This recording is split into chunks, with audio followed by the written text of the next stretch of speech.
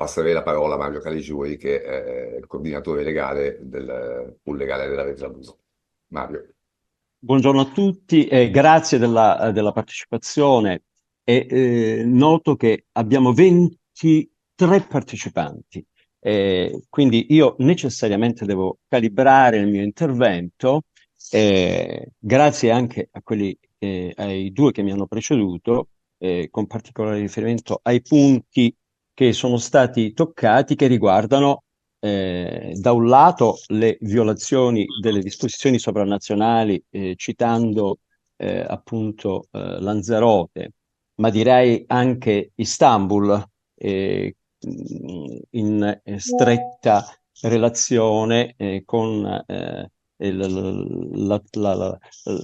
la tutela dell'integrità psicofisica della donna all'interno dei contesti relazionali, eccetera. Io permettetemi una rapidissima, quindi mi occuperò delle proposte e per poi riservarmi di intervenire successivamente.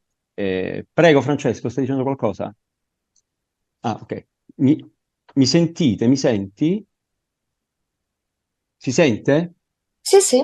Ah, ok, ok, scusatemi, ma ho le cuffie. Allora, il primo passaggio che farei è l'inquadratura di una necessità di modificare le disposizioni correnti per quanto riguarda la questione che è stata toccata relativamente all'obbligo di denuncia. Noi abbiamo delle disposizioni che si radicano sulle cosiddette, inizialmente erano definite le nuove norme sulla violenza sessuale, ma sono molto datate, venivano citate tali, ma non sono, non sono tali, perché si radicano nella riforma del 96, la numero 66. Molto rapidamente io vorrei considerare questi passaggi che hanno determinato poi reati contro la sfera sessuale che prima erano a quella di parte, anzi erano inesistenti per quanto riguarda i minori, no? La figura del minore era assolutamente inesistente. E devo, consentitemi questa forzatura, dare merito a due eh, mh, figure importanti nell'ambito culturale che ha fatto sì che vi fosse questa promulgazione. In realtà ha tre elementi.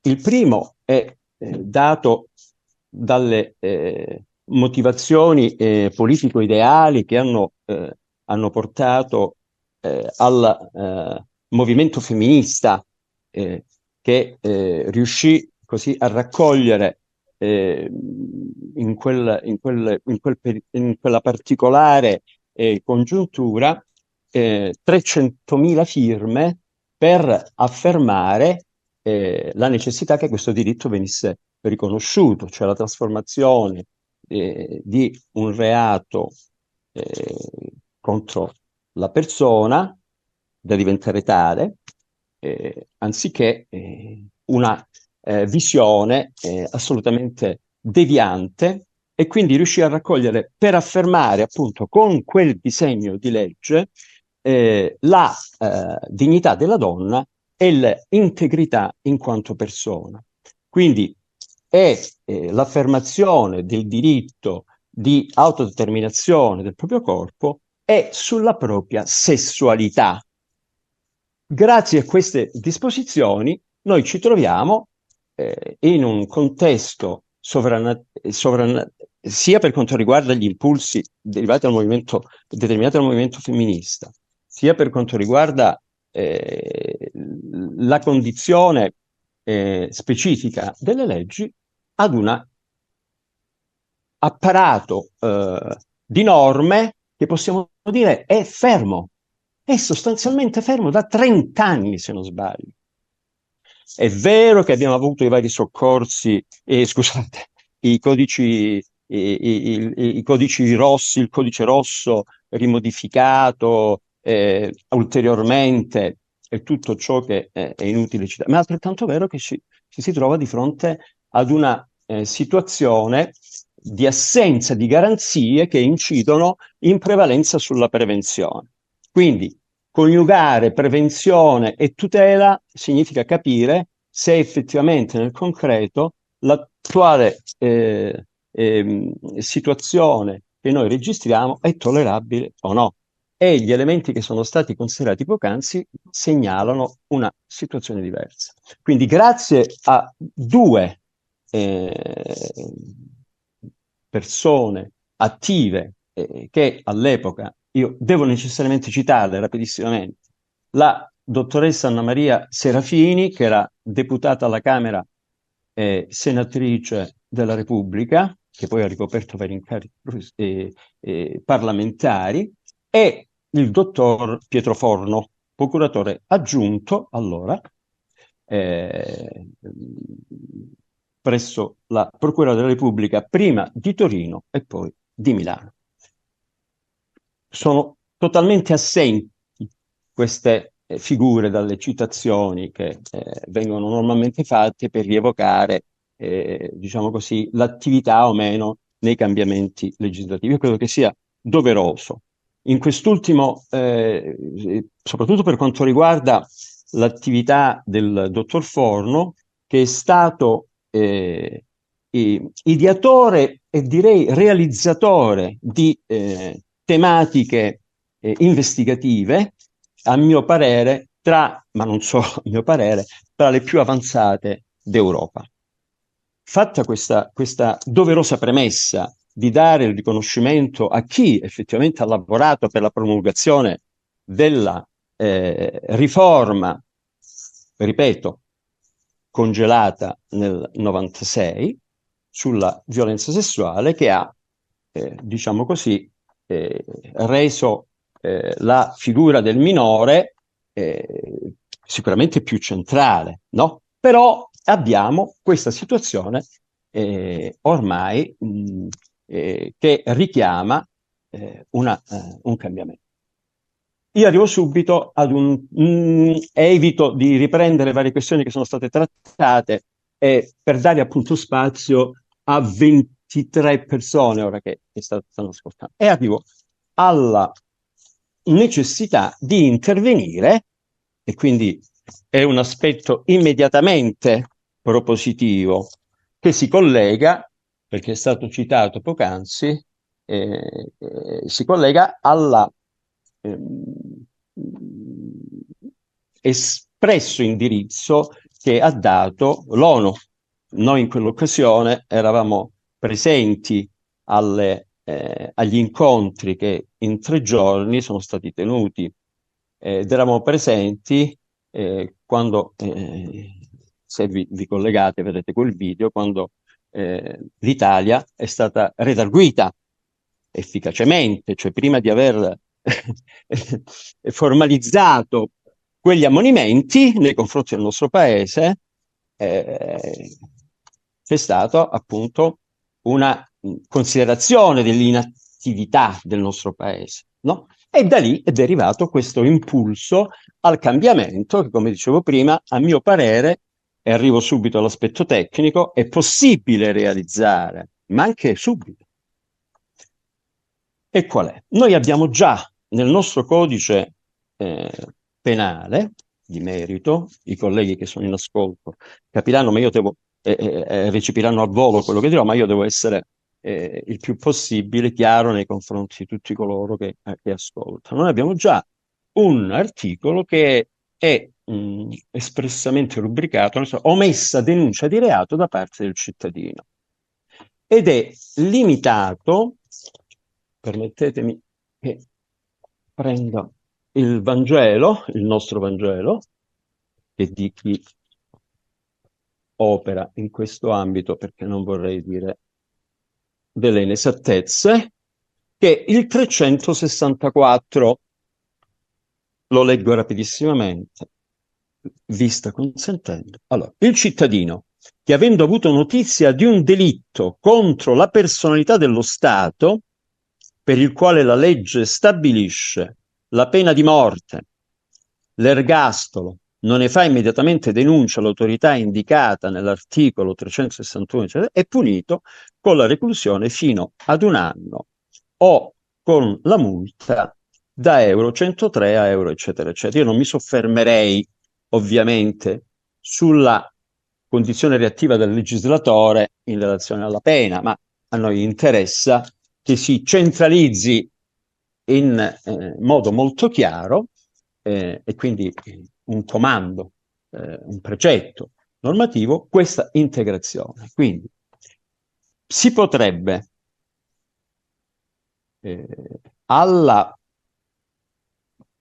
punto iniziale dove viene appunto evidenziato chi ha notizia di un delitto contro la persona dello Stato per il quale la legge stabilisce l'ergastolo, si potrebbe aggiungere nonché dei delitti di violenza sessuale a danno di minore, di atti sessuali con minorenne, quando procedibili d'ufficio, di corruzione di minorenne, di adescamento di minorenni, di prostituzione minorile, di pornografia minorile e di detenzione di materiale pornografico. Da qui c'è, diciamo così, l'espressione che ne obbliga la denuncia, quindi come condotta omissiva appunto di questo precetto, che non ne fa immediatamente denuncia all'autorità indicata. Quindi che vuol dire? Non limitare quindi questa disposizione a chi è a conoscenza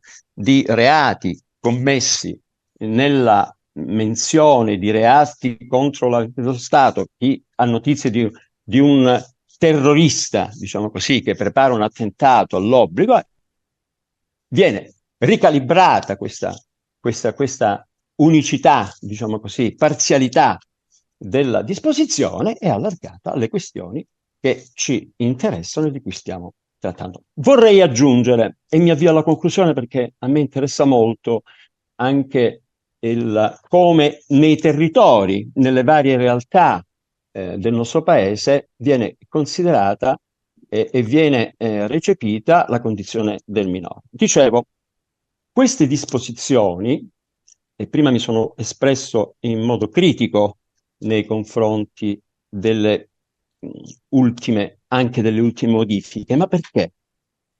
Perché non è con l'inasprimento della reazione dello Stato di fronte a determinate condotte che quindi inasprendo le leggi, inasprendo la pena, si possa ottenere un risultato. Basti considerare i femminicidi, no?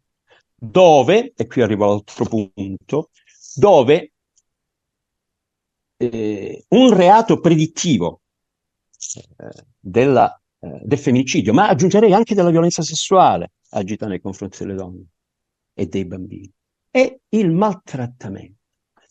Il reato di maltrattamenti nel nostro sistema pratico, quindi mi riferisco all'attività specifica delle procure, con le dovute eccezioni, ovviamente, ma mi assumo la responsabilità di ciò che sto affermando, è veramente difficile trovare una coerenza su questo, ma soprattutto anche per quanto riguarda l'emanazione di misure cautelari che si agganciano alle finalità centrali della prevenzione, e quindi si può fare un ragionamento più concreto sulla tutela effettiva, no? Riprendendo il filo, e concludo, sull'altro aspetto che non viene disvelato, che appunto si identifica nel reato di maltrattamenti, vi sono dei segni tangibili, dei comportamenti chiari, e questi dei comportamenti chiari rispetto ai quali, se intervenendo tempestivamente, come è accaduto in un recentissimo femminicidio, dove praticamente la procura o quantomeno le forze dell'ordine, ma sicuramente i nuovi codici portano a questo, all'intervento, no? Al binario preferenziale, no? Se si fosse intervenuto prima, quella donna sarebbe ancora viva. Ora, vi è quindi anche la possibilità e direi anche la necessità, quantomeno culturale, di considerare anche l'inclusione nella modifica che poc'anzi del 364 anche per il reato dei maltrattamenti nei confronti dei minori. Perché io posso anche vedere, notare che un genitore dà uno schiaffo ad un bambino se lo vedo una volta, due volte, ma poi se questi schiaffi o queste condotte qualificabili come percosse sono reiterate, non parliamo più di percosse, non parliamo più, o quantomeno di quell'indicatore educativo, diciamo così, tollerato nel rapporto con un bambino o con una bambina. Parliamo di maltrattamento e quindi è estremamente importante che si ragioni su questo. Allora, io mi fermo veramente questa volta e do la parola, mi riservo quindi, se è possibile, se mi dà spazio per gli altri interventi. Buona continuazione, grazie.